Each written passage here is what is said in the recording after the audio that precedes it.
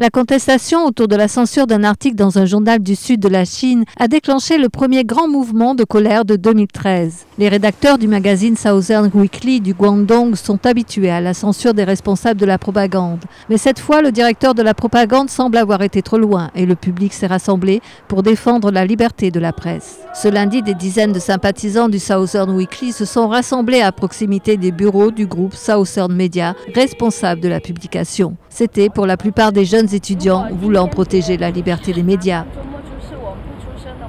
Si aujourd'hui nous ne défendons pas le Southern Weekly, personne ne nous défendra si quelque chose se passe pour l'un d'entre nous.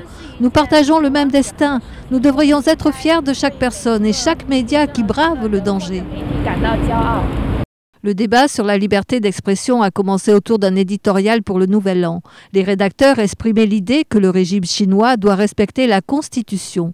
Mais la version finale présentée à l'impression était un véritable hommage au Parti communiste.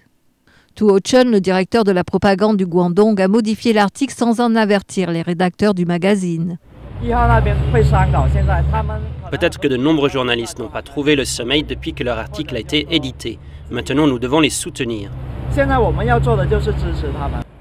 Cette manifestation est un test pour les nouveaux dirigeants chinois. La police locale a autorisé la manifestation, un signe que les autorités prennent leurs précautions avant de contenir la colère publique au sujet de la censure.